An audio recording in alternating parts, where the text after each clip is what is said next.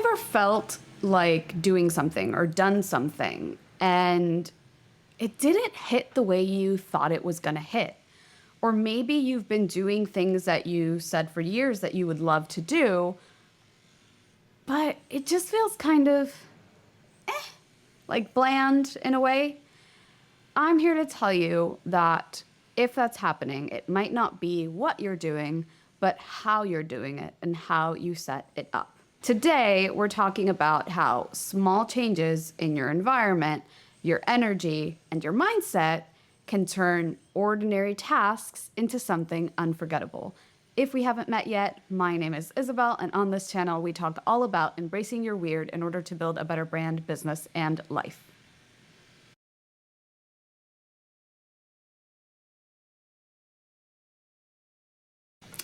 Imagine this. You're taking an online course from your favorite creator. You're in your PJs, on your sofa, sipping coffee maybe.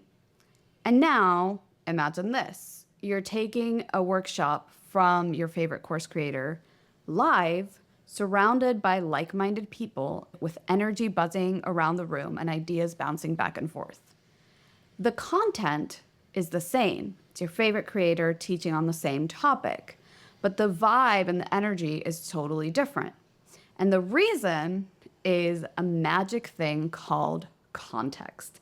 And it's exactly what we're talking about today. So what is content in this scenario, in this video, in this example? Content is what you're doing, the content of the task itself.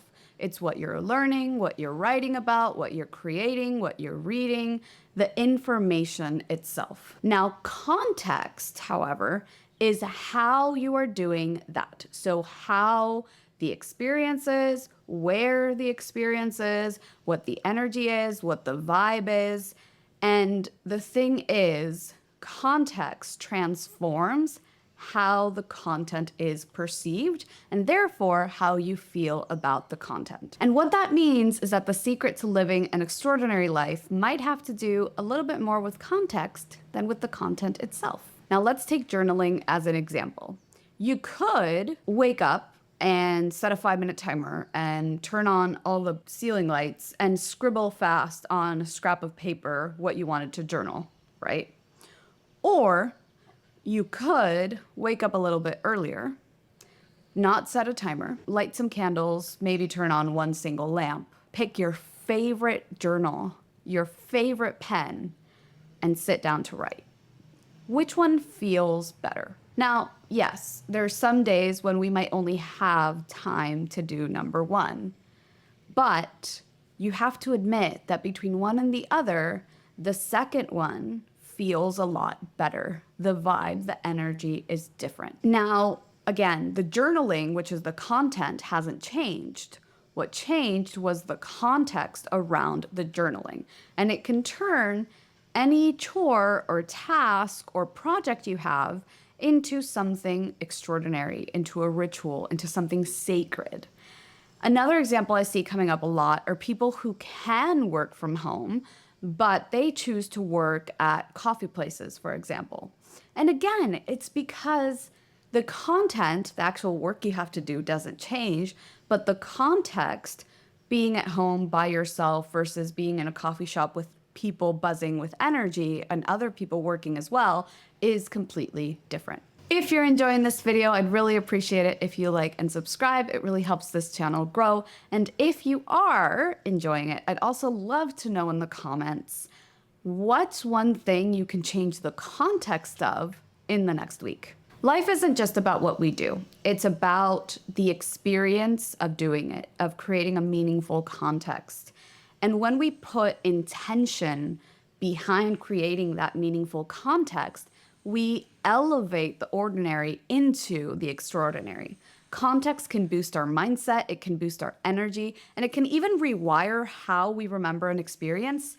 And that can rewire a whole bunch of other stuff in our brain and a whole bunch of other stuff in our reality. For instance, think about cooking dinner. It's something that you have to do pretty much every day. And if it's a rushed weeknight, cooking dinner is just food prep. But add some music, dim the lights, maybe If you like wine, get yourself a glass of wine. And now the same cooking dinner has become a self-care moment. The problem is that we've been taught to focus so much on the content that we've forgotten all about the context. We're raised in a society that rewards productivity and rewards results and getting things done. And so we're always rushing. We're always busy. How many times have you bumped into someone who says, you're like, hey, how are you? Oh, busy. Busier than ever. Oh, I have so much to do. Because we're taught that that is what's valuable. The output, the results, the productivity, how productive we are. And of course, if you're setting music and you're sipping a glass of wine while you're doing food prep, it might take you a little bit longer to get dinner on the table. But the meaning that it adds to your life, at least in my opinion, is worth taking into account. Because for a lot of us, the results that we get have become what show us or what proves to us that we're worthy. In the rush of getting those results, we've lost the ability to create magical experiences in our ordinary lives. Okay, so how do we actually apply this concept in our daily lives? Here's 3 simple steps on how to do that. The first thing I want you to think about is what areas of your life have you been feeling kind of uninspired, unmotivated, feel kind of bland, feel kind of boring. And maybe it's your morning routine, maybe it's cooking, maybe it's walking the dogs, maybe it's work, whatever it is. Just think about those areas and write them down. And now we're going to ask yourself, okay, what's the content of this area and how could I tweak the context?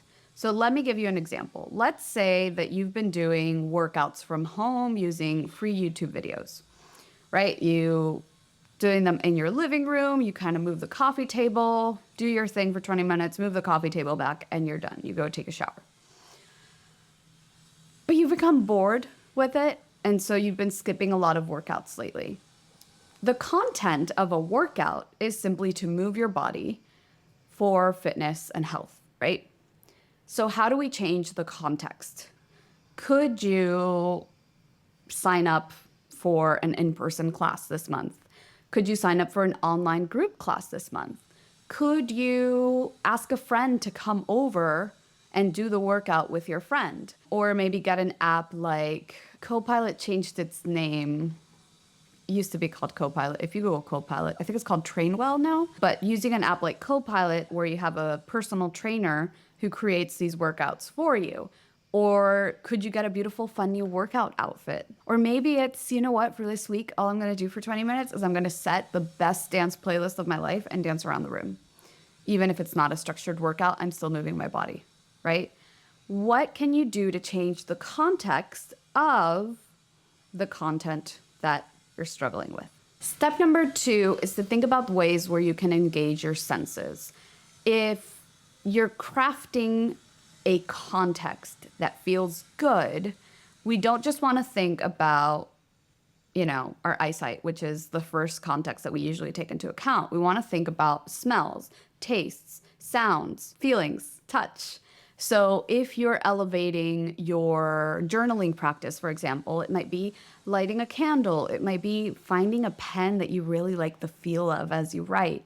It might be turning on some calming music. If you're changing the context of work, let's say, it might be decluttering your desk. Maybe you have so many papers piled up that it feels exhausting to work there. It feels overwhelming to work there. It might be adding a plant, right? There's so many different ways where you can engage your senses to come back to that content. And the third thing is just to experiment and adjust. There is no one-size-fits-all context that works for everyone. For example, to be completely honest, I don't use incense a lot because I don't have a sense of smell. Fun fact about me.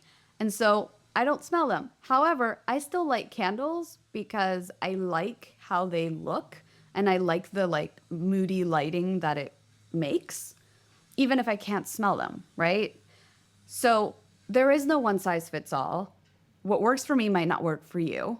And so you got to experiment and adjust. And also, additionally, if you're neurodiverse, or neurodivergent, your brain may thrive on novelty, which means that you might need to change the context more often, right? You might have had this perfect journaling practice and this perfect journal with your perfect pen and your perfect candle and your perfect music. And lately you've still been feeling kind of eh. Maybe you need to grab your journal and go to a park and journal in the park. Or go to a coffee shop and journal in a coffee shop. Or maybe you need to switch it from the morning to the night. If your brain thrives on novelty, you might need to switch that context more often. And again, it's not a one size fits all. So it's about intention, not about perfection. Make tiny tweaks and figure out what feels right and take note of those things that feel right so you can add them to your context. The beautiful thing about context is that it's how we create meaning in our lives. It's how we elevate the small moments to become extraordinary. And I know I kind of said that already, but it makes our memories better. It makes us remember things more. It makes us connect more with what we're doing and with the people around us. When we change the context, we don't just change how it feels, we change the way that we show up for the content. So the next time you feel uninspired or stuck, ask yourself, is it the content or is it the context? Start experimenting, start creating, and just watch how your world transforms. If you stuck around until the end of this video, I'm really grateful that you did. I'd appreciate it if you like, comment, and subscribe. It really helps this newer channel grow. I make new videos like this every single Friday. So until the next one, stay wild, stay weird, and I'll see you there.